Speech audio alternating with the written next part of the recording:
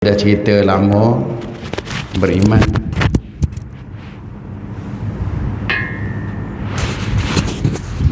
kepada hari akhirat, ya, beriman kepada hari akhirat. Beriman kepada malaikat. Hari akhirat belum lagi. Beriman kepada malaikat, rukun iman yang kedua. Dalam kitab kita Ahli Sunnah wal Jamaah ni ada banyak perkara-perkara yang kita kena tahu tentang beriman kepada para malaikat, ya.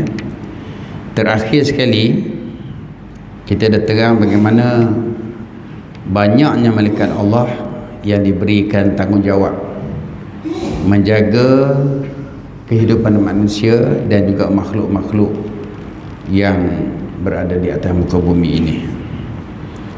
Satu-satunya makhluk Allah yang tak pernah derhaka, dan ketaatan mereka ini, kata orang apa, tak berbelah bagi kepada Allah Subhanahu wa taala. Di antara yang terakhir kita terang tu bagaimana malaikat ini, dia kalau orang melakukan solat berjemaah, dia akan bersama-sama dengan mereka. Macam kita tadi solat maghrib, para malaikat tu ada bersama kita. Apabila imam menyebutkan kalimah waladdallin, idza qala al-imam ghairil maghdubi alaihim waladdallin faqulu amin fa innal malaikata yaqulun. Apabila seseorang itu menjadi imam, kemudian dia menyebut kalimah ghairil maghdubi alaihim waladdallin faqulu amin, imam tu pun kata amin. Fa innal malaikata yaqulun, malaikat juga akan juga ikut sama-sama mengatakan amin.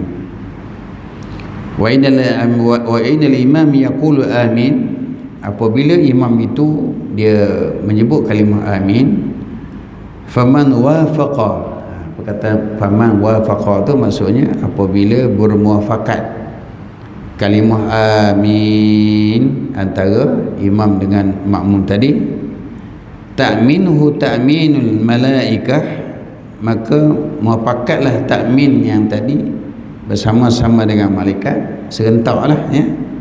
Ghufira lahu ma taqaddama min zambi, maka Allah ampunkan dosa-dosa mereka yang terdahulu dan mereka-mereka yang akan datang. Diampunkan segala-galanya dosa. Itu yang kita nak tu, supaya amin kita tidak mendahului amin imam, dan amin imam pun tak depan kita ketinggalan ke belakang. Bermakna di situ kita boleh ambil kesimpulan, kita tak boleh nak melalaikan diri kita lah dengan bacaan Fatihah imam tadi. Kalau kita lalai, macam mana kita nak samakan amin kita dengan amin imam? Itu yang disebut oleh Nabi, waman wafaqa tu, siapa bermuafakat lah. Faman wafaqa ta'minuhu ta'minal malaikah, serentak amin antara imam, makmum dan malaikat, maka kita mendapat kelebihan pengampunan dosa oleh Allah SWT. Jadi kita duk bayangkan kalau 5 waktu kita solat berjemaah kan, artinya 5 kali malaikat mengaminkan bersama-sama dengan kita. Ialah kita tak nampak dan kita tak tahu, sebab benda tu bukan boleh dizahirkan. Tetapi dalam hadis yang saya sebut ni adalah hadis Bukhari, hadis sahih yang dah pasti bahawa kita akan mendapat pengampunan Allah. Cuma perkataan amin tu ada yang sama panjang, amin, ada yang amin, ada lain makna tu.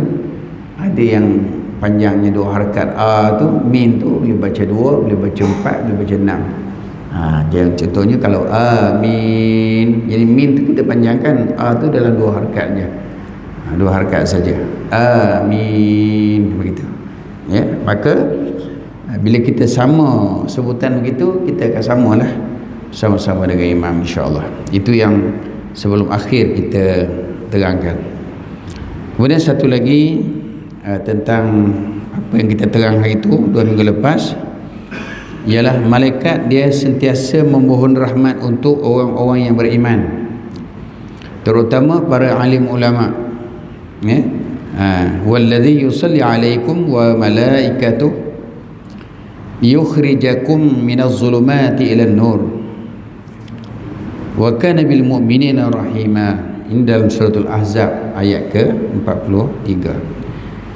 Allah Subhanahu wa taala dialah Allah yang memberi rahmat kepada kamu, dan malaikat-malaikatnya pula berdoa bagi kamu untuk mengeluarkan kamu daripada gelap gulita. Kekufuran, maksud gelap tu orang yang berada dalam kekufuran, orang yang berada dalam kemaksiatan. Jadi orang ini Allah sebutkan perkataan zulumat. Kalau orang Melayu kampung saya dia kata gelemat. Gelemat tu zulumat atau gelemat kata. Yang tak tahu kawan petani dia tahu bahasa tu. Mau nak pergi tu tepat tu gelap-gelemat dia. Gelap-gelemat. Tak tahu saya tu ingat gelemat tu benda zulumat tu. Sebab bahasa orang-orang tu bahasa petani. Bahasa petani, orang petani tahu lah. Kalau tanya perkataan dekat Haji Mak Daud Cengah, dia tahu. Dia satu serumpun dengan saya, ya. Dia tahu bahasa petani. Sebab kita ada duduk KL, bunyi belagak sikit KL kan. Biasa orang kampung cakap program petani, cakap petani saja. Jadi gelamat dia dalam keadaan zulumat, nampak tak nampak apa. Kalau ada cahaya sikit tu okeylah juga, dia langsung tak nampak. Jadi orang berada dalam kekufuran, maksiat ni sebenarnya dia berada dalam kegelapan. Itu sebab bila dia dapat cahaya, dia rasa pelik sikit lah. Dia rasa macam aku tak boleh lah, aku biasa duduk dalam gelap, ya. Dia duduk tempat cerah tu dia tak boleh. Kalau kucing biasa duduk tempat cerah dia tidur kan. Tapi kalau gelap gulita kan, masa tu dia aktif. Ada binatang yang waktu malam dia cukup aktif, ya. Tapi tak apalah sebab dia menatang. Tapi kita pun sama juga, kalau jadi menatang sama juga, kita aktif waktu malam. Jadi siang hari tu tidur, malam kembali aktif. Rupanya dia tu macam menatang. Kita dengar binatang dia aktif, dia dalam masa gelap gulita tu kan, dia pun gelap gulita aktif lah. Habis dah malam dah habis, dia pun balik lah. Itulah kata perkataan zulumat yang Allah sebut, minaz zulumati ila nur, daripada kegelapan kepada cahaya, ya. Dan adalah dia sentiasa melimpah rahmatnya kepada orang-orang yang beriman di dunia di akhirat. Itu lagi. Kemudian satu lagi kita tengok dalam riwayat hadis Tirmizi, innallaha wa malaikatahu wa ahlas samawati wal ardi la yusalluna ala muallimin an-nas al-khair. Itu yang katakan Rasulullah menyebutkan sesungguhnya Allah dan para malaikat juga para penghuni langit dan bumi memberi selawat rahmat, mendoakan atas orang-orang yang mengajar perkara kebaikan. Jadi bila kita tahu tentang apa orang panggil tentang curahan kepada manusia ni kan, daripada Allah, maka kita sebutkan perkataan rahmat tadi. Disebut perkataan rahmat. Kalau malaikat pula mencurahkan kebaikan kepada kita, kita sebut maghfirah. Kalau manusia pula mencurahkan perkataan kebaikan itu kepada Nabi umpamanya, maka itu disebut doa. Itu yang kata berdoa tu daripada manusia. Kalau selawat tu datang daripada Allah adalah rahmat. Kalau datang daripada malaikat, itulah namanya maghfirah, keampunan. Kan kita bila selawatkan Nabi kan, Allah selawatkan kita 10 kali. Tapi perkataan selawat tu maksudnya apa tadi? Rahmat Allah 10 rahmat. Apabila kita kata malaikat pun berselawat juga pada kita, maka 10 kali malaikat memohon keampunan kepada Allah untuk Allah ampunkan dosa-dosa kita. Jadi kita pun berselawat juga. Jadi selawat daripada manusia sudah tentulah dikategorikan sebagai doa. Kita ni banyak berselawat, kita ni banyak bersolat, artinya kita ni banyak berdoa. Itulah maksudnya, ya. Itulah kata kelebihan kebaikan itu akan dapat kepada kita daripada Allah dan malaikat.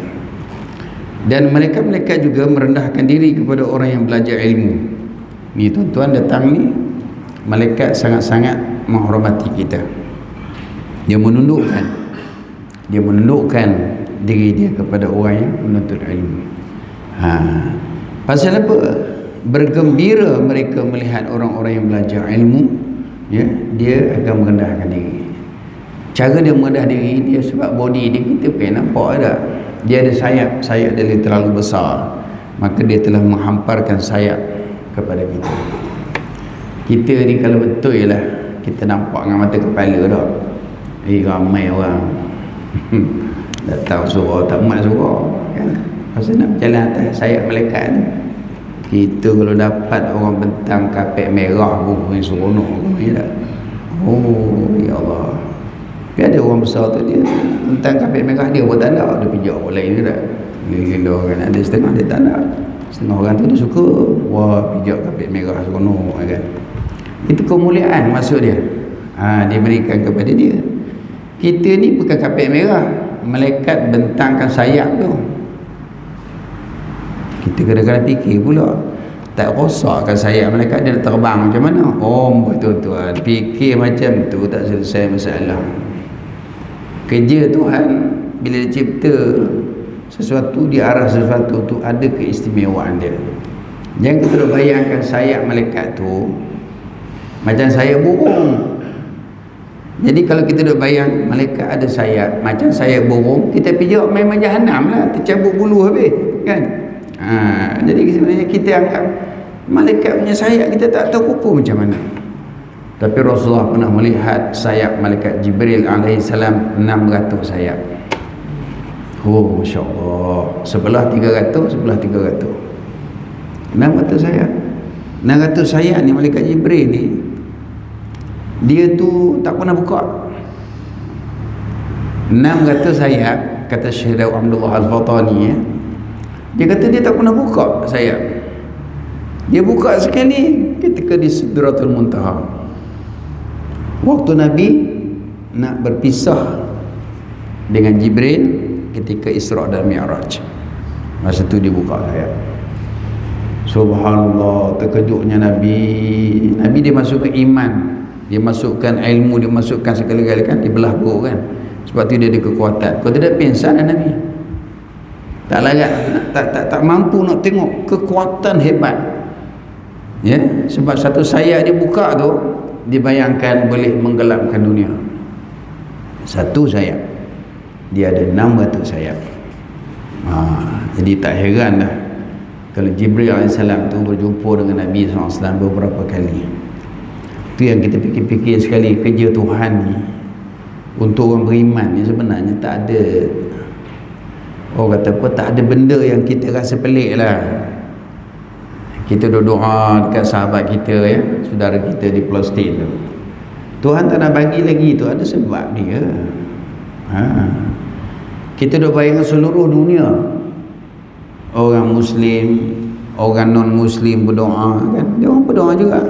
Dia mereka sendiri yang terinaya berdoa. Nabi kan mengatakan siapa-siapa yang mendoa daripada kalangan orang yang terinaya, orang yang dizalimi, doanya sangat mustajab. Tapi jadi bunga-bunga kemenangan tu ada, Tuhan ada bagi. Cuma takut kita jadi, orang panggil apa, tak sedar diri. Tuhan bagi peluang lagi kepada kita, dan bagi peluang kepada mereka, ya, untuk ramai yang akan mati syahid. Bukan mudah nak mati syahid ni, ya. Bila tak berlaku ni tak jadi. Kalau mati berjihad di jalan raya tadi tak mati syahid. Ada juga yang berjihad dengan motosikal. Jihad lah tu, jihad sungguh-sungguh, race sana race sini. Berjihadnya tu dia kalau mati tu, mati apa nak sebut tak tahu. bukan mati syahid lah. Walaupun mati mengejut tu dikategorikan mati syahid, tapi mati kerana dia sendiri mencari pasal, itu bukan syahid tu. Bukan syahid ya. Kalau syahid yang biasa kita sebut tu syahid dunia, ada syahid akhirat saja kan. Yang ini syahid dunia dan akhirat, yang kematian mereka tidak rasa sakit langsung. Terus Allah kirim melalui burung-burung yang datang mengambil roh mereka, bawa ke syurga. Mereka berterbangan bebas berjalan, mana nak masuk, mana nak pergi, Allah izinkan. Mereka sedang melihat keindahan di sana. Itu yang kita tengok rupa mereka, ya Allah, mukanya cantik, lawa, senyum berseri. Sebab mereka sudah melihat tempat-tempat yang mereka akan pergi. Sudah ada kan. Jadi kalau sakit, kita kan dengar biasa orang sakit ni macam menjerit-jerit, merontok-rontok, nazar kan. Orang mati syahid ni yang berjuang, kita tengok sahabat-sahabat kita yang orang tunjuk video ni, senyum je. Mudah je roh ni. Sebab nak sampai kepada tahap itu, subhanallah, orang-orang terpilih saja. Bukan senang nak tinggal. Kita pun kalau dia panggil suruh jihad lah, suruh pergi fikir banyak kali tu, hutang rumah tak habis lagi, hutang kereta pun ada lagi, anak sekolah siapa nak hantar kan tak? Isteri pun muda lagi, baru kahwin ni, so aku tak ada, so nikah dengan siapa pula, dia pergi macam-macam kan. Jadi nak pergi kepada situ tu, kata orang apa, berjihad jugalah, nak sampai tu kan. Tapi bila dah orang dah sampai tu, dia sudah lulus semua, dia dah sudah lulus. Subhanallah, tu katakan Allah beri kepada mereka kan, dan para malaikat bersama-sama dengan mereka. InsyaAllah kita dah tengok banyak bukti-bukti dah yang kemenangan itu insyaAllah akan sampai. Cuma kita tak tahu bila masa, kita tak tahu. Kita tak boleh nak buat perkiraan, kerana Allah Maha mengetahui lagi. Tapi kita kalau lama masa, dah sebulan lebih dah pun, peluang kita dah berdoa, mengaminkan doa sahabat-sahabat kita yang mendoakan insya-Allah. Satu lagi tuan-tuan disebut di sini, innal malaikata la tada'u ajtinahataha li talibil ilmi ridan bima yasna. Sesungguhnya para malaikat itu meletakkan sayap-sayap bagi orang-orang yang belajar ilmu, kerana redha mereka, kerana apa, suka gembira mereka dengan apa yang dilakukan oleh orang yang belajar menuntut ilmu. Allah, kita tak nampak lah, nampak duduk atas kapek je kan. Cuba kalau kita bayangkan ini semua sayap malaikat ni, kita duduk biar kan, sayap malaikat. Jadi tak mustahil kalau kita nak bayangkan gitu. Sebab hadis ini disebut oleh Rasulullah, hadis Tirmizi, hadis sahih. Kita duduk atas sayap malaikat, Allah akbar, seronok. Sampai masa kita akan dapat mengenali dan dapat kenal betul-betul. Baik, itu yang kita terangkan hari itu. Kemudian perbincangan dan kesimpulannya, pertama sekali yang kita boleh ambil apa dia? Panjang juga cerita sangat. Tahu berapa bulan kita dah baca beriman pada malaikat ni ya. Pertama sekali kesimpulan yang kita boleh ambil dalam kitab ini, mengiktiqadkan dengan iktiqad yang jazam. Jazam, ingat balik apa saya sebut itu, percaya dengan yakin. Iktiqad yang jazam maksudnya percaya dengan yakin. Yakin maksudnya kepercayaan itu sampai tahap 100%. Ada orang kata terlampau yakin 101 kot. Itu cerita tuan-tuan. 100% itu maksimum itu. Tu nak kata dah terlampau percaya sangat. Saya bukan 100% Ustaz, saya 110.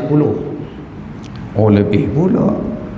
Jadi dah nampak macam kalau 110 per ke 100 dah ke pelik dah tu. Kalau sebut 110 per 110 lah. Orang Arab kata mia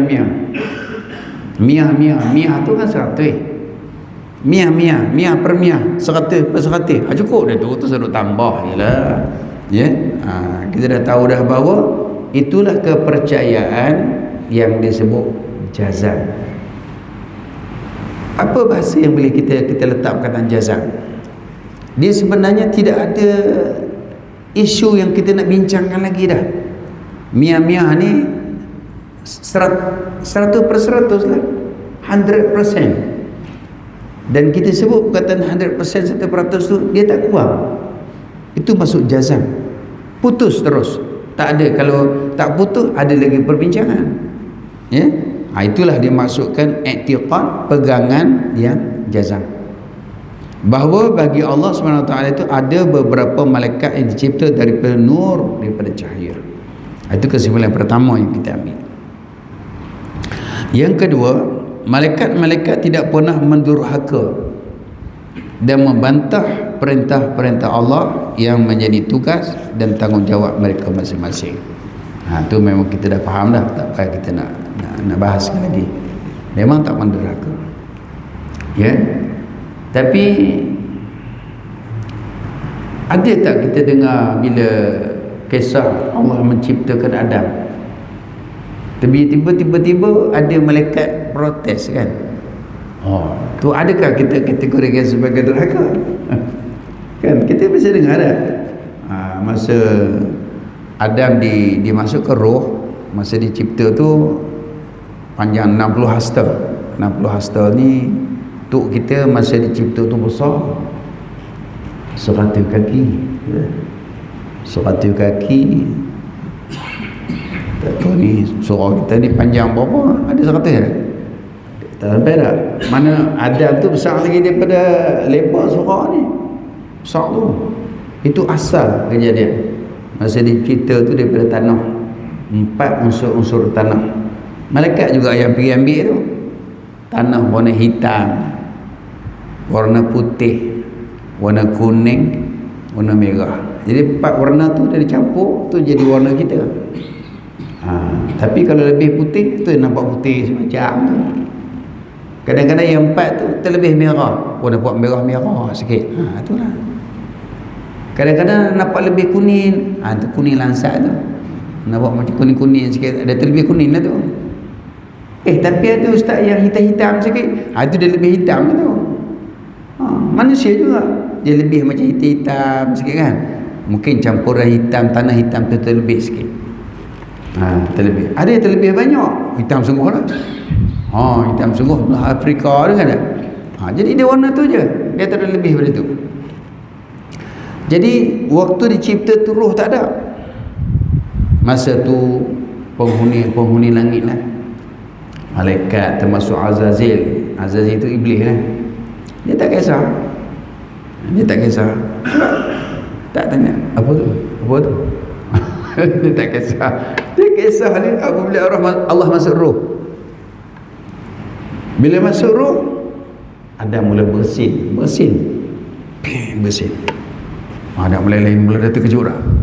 Bila bersin, dengar kalimah yang pertama keluar daripada mulut Adam, Alhamdulillah. Hati yang sunnah kita bila bersin, kita sebut Alhamdulillah tu. Bukan excuse me, bukan tu. Itu apa tu, siapa ngajar tu? Alhamdulillah. Ya? Excuse me. Orang putih ikut cara dia pula. Dia ikut siapa? Tak tahu kan? Jadi itu kalimah yang diucap oleh Nabi Adam, memuji Allah. Bila dia hidup, barulah pasal siapa tu? Baru tanya. Itu ayat Quran yang kita baca kan. Wa izqulna lil malaikati inni ja'ilun fil ardi khalifah. Allah nak jadikan Adam tu sebagai khalifah yang memimpin bumi. Itu yang saya kata cerita dia komplain tu. Kadang-kadang kita fikir sekali, malaikat tahu dia mana yang Adam dan keturunan ni akan melakukan pertubuhan darah. Wa yasfiku dima, akan menumpahkan darah. Kemudian malaikat kata, wa nahnu, kami ni, nahnu tu kami kan, nusabbihu bihamdika wa nuqaddisu lak, sentiasa bertasbih kepada kamu. Maknanya kalimah malaikat tu dia teringin nak jadi khalifah. Dia nak jadi khalifah. Kalau boleh jangan bagi Adam kan. Itu yang cerita, bukan protes, cuma dia tanya. Sebab dia agak, kalau Adam buat kerosakan atas muka bumi, engkau juga susah ya Allah. Ya, kami ni sentiasa tasbih, bagilah kami konon-konon begitulah kan.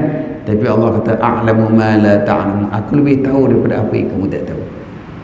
Itu yang cerita kisah malaikat yang bukan dia protes lah, dia bertanya saja. Okey, kita bagi lalu untuk azan insya-Allah.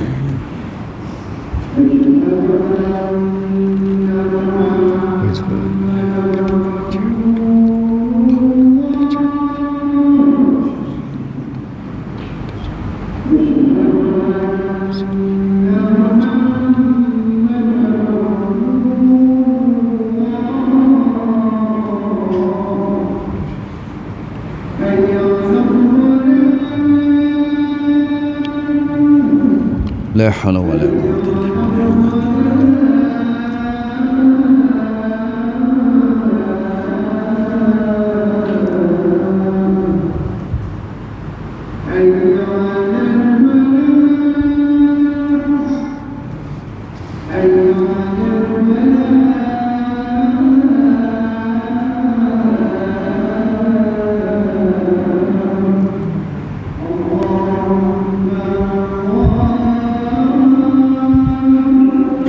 Allahu akbar, Allahu akbar.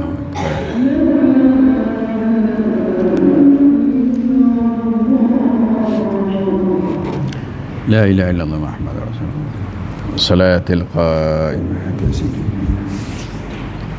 innaka la ya rabbal alamin walhamdulillahi rabbil alamin. A'udzu billahi minasyaitonir rajim. Bismillahirrahmanirrahim. Baik, apa yang kita sebut tadi, kita sama sekali lagi berkaitan dengan malaikat ni disebutkan tak meneraka kepada Allah. Jadi bila kita dengar dalam Al-Quran surah Al-Baqarah yang mengatakan wa iz qulna lil malaikati inni ja'ilun fil ardi khalifah qalu ataj'alu fiha may yufsidu fiha wa yasfiku dima. Jadi kamu nak cerita orang yang akan membuat kerosakan atas muka bumi dan buat pertumpahan darah. Jadi macam tu, macam malaikat tahu juga tu manusia ni akan melakukan kerosakan atas muka bumi dan manusia akan melakukan pertumpahan darah. Wa yasfiku dima, tumpah darah. Tumpah darah ni ditafsirkan dengan peperangan dan juga pembunuhan. Tak kira lah kalau tak perang tu membunuh berlaku. Tumpah darah lah tu. Jadi dunia ni takkan aman. Apa salahnya kalau lantik kami? Nahnu nusabbihu, kami bertasbih kepadamu. Kami sentiasa bertasbih kepadamu, sentiasa mengkuduskan diri kami kepadamu ya Allah. Tuan-tuan, kalau Allah Ta'ala kata betul juga tu, keturunan Adam ni buat kerosakan, tumpah darah, malaikat lah jadi khalifah atas muka bumi. Tentu dia agak-agak kalau malaikat jadi khalifah, dunia kita ni barangkali tak makmur langsung. Baik ya semua, tapi tak makmur, jalan raya tak ada. Dia tak ada keperluan, kata dia. Sebab malaikat dia bukan gunakan jalan raya kan. Malaikat bukan perlu kepada rumah-rumah, dia tak ada. Masjid tidak ada. Masjid tak ada keperluan. Pasal apa? Dia tak sembahyang. Malaikat dia tak sembahyang. Dia tasbih itu je. Jawatan agama pun tak ada, sebab dia tak kahwin. Dia tak menikah. Tak perlu jabatan agama, tak perlu. Habis semua tak perlu tuan-tuan. Restoran lesen apa pun tak ada. Nak bagi apa lesen restoran buka apa-apa, kita kan jenis makan. Dia ikut keputusan sebab dia memerintah. Restoran tak ada. Gerai apa pun tak ada lah. Tak ada gerai. Makan kedai makan apa semua tak ada. Rumah makan ya tak ada. Jadi kereta ke apa terbang tak ada. Kita ada sayang terbang sendiri. Tuan-tuan, kalau katalah letaknya malaikat sebagai khalifah atas muka bumi ni, maknanya tak ada kemajuan langsung dalam dunia. Itulah Allah sebut a'lamu ma la ta'lamu. Aku tahu apa yang kamu tak tahu.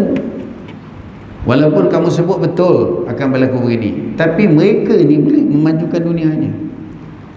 Tapi mereka yang beriman kepada aku lah yang melakukan pertumpahan darah, kerosakan itu. Orang yang tidak beriman kepada aku.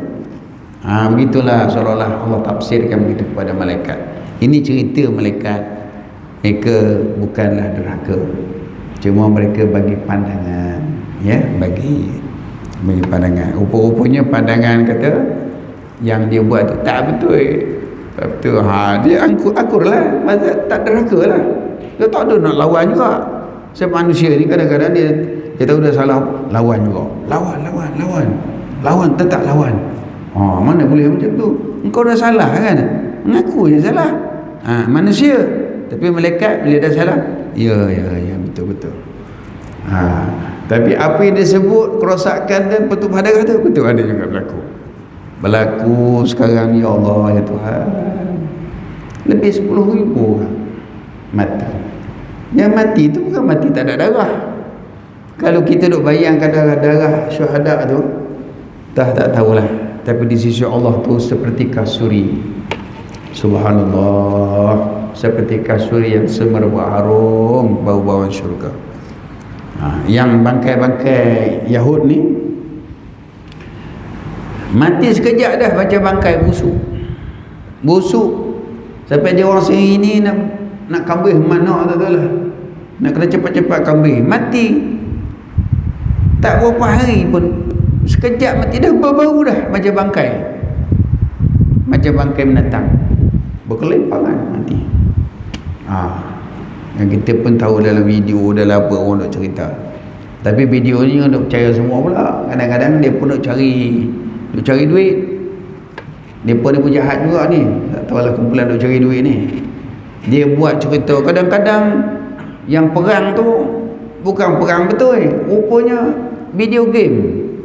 Yang kita ni tengah-tengah mulut dia tengok, bagus ni serang, tembak kapal terbang semua tu. Video game. Game. Mana pula boleh nampak meriam dia, nampak kapal terbang. Itu orang main game tu. Masuk dalam video, masuk dalam TikTok, kita pun tengah-tengah lah juga tengok. Hebat. Palestin. Tak sangka video game ni masuk, suruh kita tengok. Kurang asap.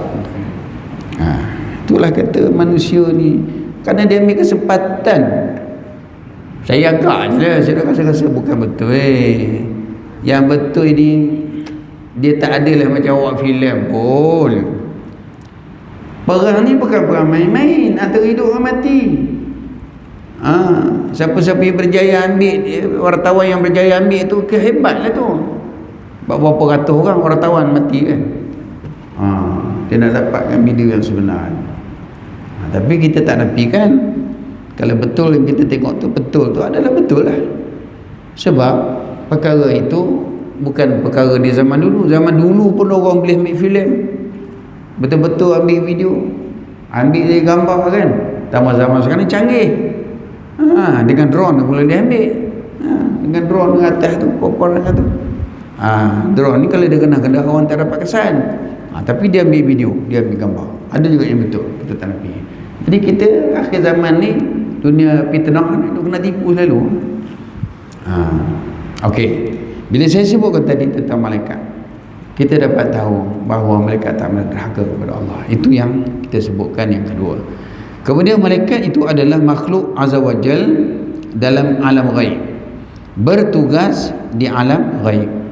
Alam dunia yang wajib beriman, ya, dan alam dunia yang wajib beriman kewujudan malaikat itu. Dia ada dua. Tugas dia agak berat ni, malaikat ni. Sebab di alam ghaib pun dia jaga, di alam nyata pun dia jaga. Macam kita kalau diberikan amanah menjaga alam nyata je, alam ghaib kita tak jaga. Tapi kita duk rajin juga mencari kehidupan orang yang berada di alam ghaib. Nak cari orang bunian lah, nak cari tak apa ke benda lah, ya. Cara dia nak dapat tu pasang CCTV malam-malam. Lepas tu hantu pun ada apa-apa, hantu kat TikTok, suruh orang tengok gunakan data kita. Data tu bukan free, kita beli.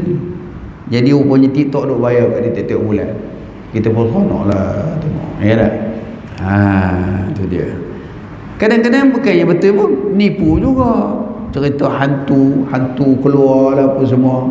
Betul ke hantunya tu? Nampak macam orang ni pun, cuma pakai make upnya. Make up tu kita boleh make up jadi hantu.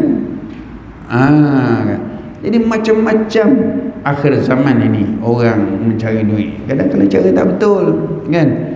Jadi sebab itulah alam ghaib ni kita serah kepada Allah, itu urusan Allah.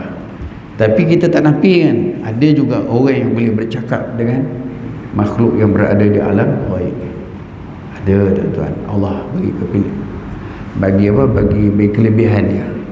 Sebab manusia ni walaupun dia tu manusia biasa kan, tapi kalau Tuhan nak bagi kelebihan dia, rasa macam tak munasabah. Saya tengok ada satu orang tahu video, saya tengok satu hamba Allah yang berubat orang tu, dia tak pakai apa, dia pakai air je.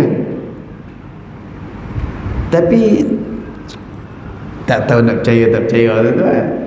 Dia pegang kaki orang ni. Mungkin tu tengok dulu dah. Dia pegang kaki, dia dapat tahu kita penyakit apa dalam tu. Kalau kita bagi tahu dia, jangan bagi tahu kat dia.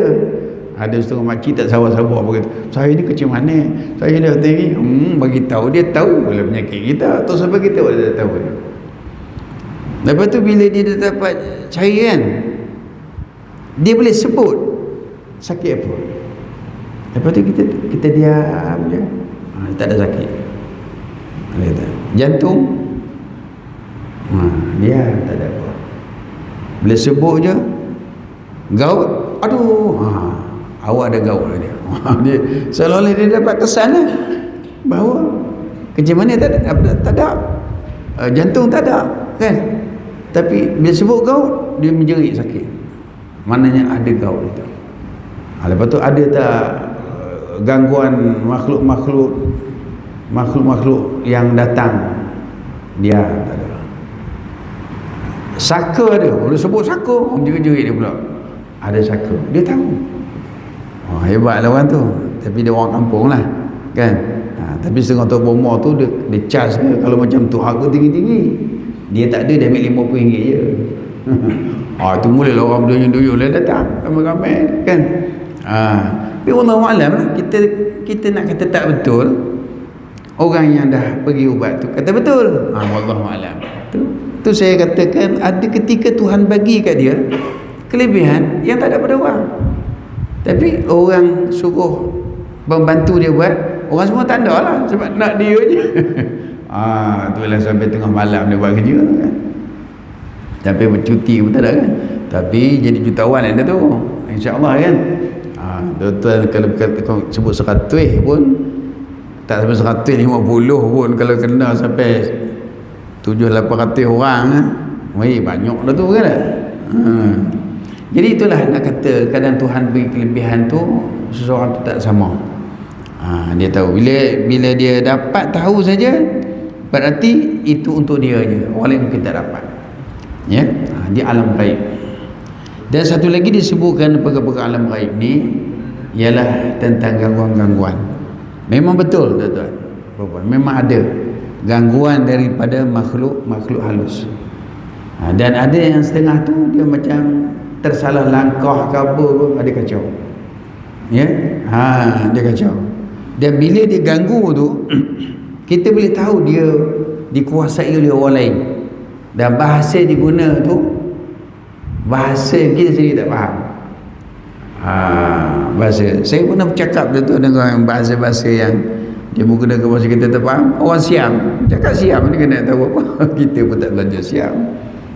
Cakap India pun ada, ya. Cakap India kita pun tak tahu, kena suruh orang dia terjemahkan lah. Cakap Cina. Dia sebab rupanya makhluk halus ni ada berbagai-bagai bangsa. Kalau macam kita Melayu pula tu, ada yang Jawa pun ada, hal yang bunyi cakap Kelantan pun ada. Tu jin Kelantan pun ada jin dia pada Mandeling pun ada. Dia macam-macam, ya. Tapi mereka berada di alam lain, di alam lain. Bila berada di alam lain, sebenarnya kita tak perlu berbicara soal alam gaib. Tak payahlah kita duk membangga-banggakan diri boleh bercakap ni, sebab itu bukan urusan kita. Malaikat, ya, kalau dia menjaga perkara-perkara yang alam nyata dan alam gaib, itu memang tugas dia. Memang tugas dia. Baik. Wajib beriman dengan malaikat dan tidak diterima iman seseorang itu tanpa beriman dengan malaikat. Dan orang-orang yang ingkar kewujudan malaikat itu adalah orang yang kufur dan sesat. Jadi kita tak boleh nak menolak akan kepercayaan kita kepada malaikat. Sebab kalau kita tak percaya, aku tak percaya lah sebab aku tak nampak yang nampak ni baru aku percaya. Itu dikira orang kufur dan sesat. Kita boleh katakan dia orang yang telah keluar daripada Islam. Sebab rukun itu adalah rukun iman, adalah rukun kepercayaan yang tak boleh kita tolak. Yang kelima, sebelum Allah Ta'ala menciptakan manusia, Allah telah memberitahu kepada semua malaikat bahawa manusia akan dicipta untuk dilantik menjadi khalifah di muka bumi. Saya dah cerita tadi dah. Yang keenam, malaikat suatu alam yang halus dan termasuk di alam ghaib yang tidak didapati oleh panca indera insania. Itu saya sebut tadi, malaikat membentangkan sayap, kita mana nampak pun, nampak kapek warna hijau muda je, kan? Padahal Rasulullah mengatakan macam kita sekarang ni sedang dibentang sayap-sayap mereka kepada kita. Kita duduk atas sayap malaikat. Tapi kita tak nampak lah, sebab dia kata itu adalah perkara-perkara gaib. Percaya kepada yang gaib, itulah nama iman. Yu'minuna bil ghaib, itu nama iman. Kalau kita percaya benda yang nampak saja, yang tak nampak kita tak percaya, itu bukan iman. Itu bukan iman. Sebab rukun iman ni semua tak nampak. Allah tak nampak, malaikat tak nampak, kitab walaupun nampak, ajaran dia tak nampak, Rasul tak nampak. Kalaupun ada orang hidup zaman Rasul, pengajaran dia tak nampak. Hari kiamat belum lagi tak nampak. Qada dan qadar tak nampak. Jadi enam-enam tu semua tak nampak. Tu disebut yu'minuna bil ghaib, beriman dengan benda ghaib, dan tidak termasuk dalam golongan makhluk yang wujud jasmani. Tapi kalau dia nak menjelma sebagai manusia, boleh. Sahabat Nabi sallallahu alaihi wasallam beberapa kali melihat dengan mata kepala yang malaikat itu jelma sebagai manusia. Untunglah kan sahabat bersama Rasulullah dapat lihat malaikat dengan jelmaan manusia biasa. Kita tak adalah, mereka mahu je lah. Tapi mereka mahu pun kalau dia jelma tu, dia tak jelma orang, dia jelma apa pun kita tak tahu kan. Dia datang juga. Kita tak tahu macam mana dia jelma kat kita, ya, bila sampai masa. Ketujuh, malaikat hidup dalam suatu alam yang berlainan dengan alam manusia, di mana malaikat itu tidak pernah dilihat oleh manusia kerana dia hidup dalam alamnya sendiri. Yang ke-8, perihal keadaan dan hakikat yang sebenarnya malaikat itu tidak siapa pun yang dapat mengetahui kecuali Allah Subhanahu wa taala. Ke-9, malaikat bersih daripada syahwat haiwaniyah. Jadi malaikat tidak ada nafsu, dia tidak ada syahwat, ya. Kerana itu dia bukan lelaki, dia bukan perempuan. Lelaki pun bukan, perempuan. Kalau kita pondan kot, pondan pun bukan. Kita kata malaikat pula pondan pun bukan, laki-laki bukan, perempuan bukan, pondan khunsa pun bukan. Jadi macam mana rupa kita tak tahu, dan jauh daripada keinginan hawa nafsu dan perbuatan-perbuatan dosa. Malaikat tidak seperti hidup manusia. Mereka tidak makan, tidak minum, tidak tidur dan tidak berkahwin. Nak kahwin jangan nafsu tak ada, kan? Kita ni pasal nak berkahwin dan sebagainya sebab kita ada nafsu. Kita nak makan sebab ada nafsu. Nak minum, nak tidur, nak tu semua adalah pasal nafsu. Jangan kita nak minta, ya Allah, aku ni jadi jahat ni pasal nafsu lah ya Allah. Oleh kerana itu kau cabutlah nafsu ku. Jangan ada minta begitu tu, mengaku. Dah fikir-fikir kita buat jahat pasal nafsu, tiba-tiba meminta, ya Allah, oleh kerana nafsu lah aku terjumus kepada kemaksiatan, kejahatan. Cabutlah nafsu ku. Jangan ada minta begitu tu, mengaku. Kalau dia Tuhan cabut nafsu kita, dah tak ada dah rupa manusia. Baru kahwin menikah pun tengok bini pun tak tahu, bini pun tengok lelaki pun tak tahu. Apa dia tak ada apa-apa, nafsu kena cabut dah. Dah tak ada apa dah. Time orang makan pula sedap-sedap kan, sila kan makan. Ni nasi kambing ni, sedap ni kan. Sila makan. Tak makan. Pasal nafsu tak ada dah. Habislah makan, tak ada, minum tak ada, apa pun tak ada. Sebab kita ni istimewa ni, rupa-rupanya nafsu walaupun dia jahat, dia ada istimewa, dan dia boleh menaikkan diri dia apabila nafsu tu dibersihkan. Makam dia tu lebih tinggi daripada malaikat. Pasal malaikat dia tak dapat istimewa pasal apa? Nafsu tak ada. Bila nafsu tak ada, dia tak ada peluang untuk naik. Macam kita ada nafsu, sentiasa dapat peluang. Dia uji, lulus. Dia uji, lulus. Dia uji, lulus. Tu naik tu. Malaikat nak uji dengan apa? Dia nafsu tak ada. Nak uji apa? Nak uji dengan lapar. Dia bukan jenis makan. Nak uji dengan dahaga. Dia bukan jenis minum. Nak uji dengan mengantuk. Bukan jenis tidur. Macam kita diuji dengan mengantuk. Dengar ketua Jumaat ngantuk je, dia uji kan. Sebab kita jenis tidur. Ya dah. Kadang-kadang orang bawa kereta dia tidur. Bawa kereta dia tidur. Ada, tuan-tuan. Dia uji dengan mengantuk pasal dia jenis tidur. Malaikat nak uji dengan mengantuk punya, dia pun tak tidur. Nak uji dengan lelaki, bukan perempuan. Nak uji dengan perempuan, bukan lelaki. Nampak? Nak diuji dengan apa? Dia tak diuji. Bila tak diuji, dia tidak ada peningkatan.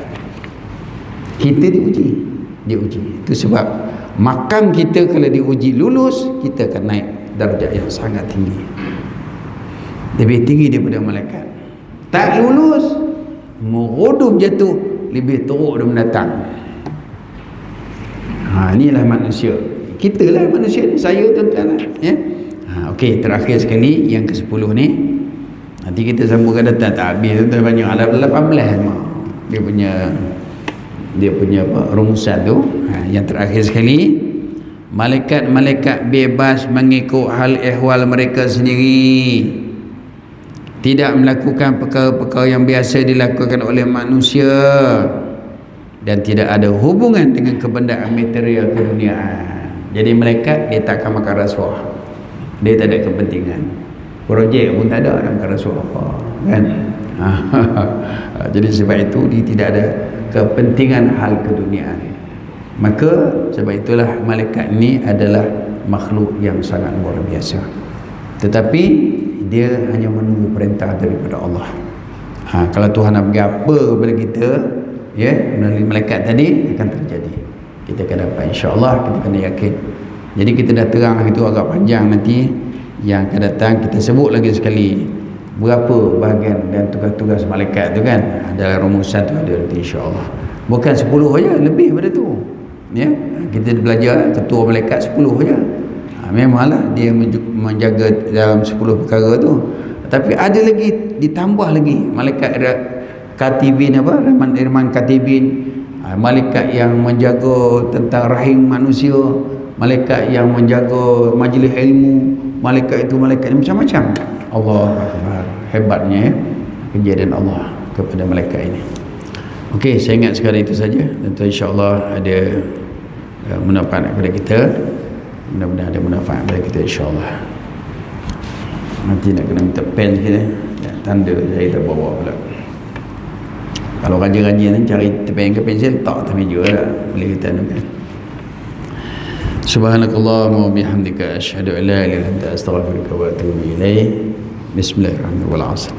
Bismillahirrahmanirrahim. Wal 'asr innal insana lafi khusr illa alladhina amanu wa 'amilus shalihat wa tawasaw bil haqqi wa tawasaw bis sabr.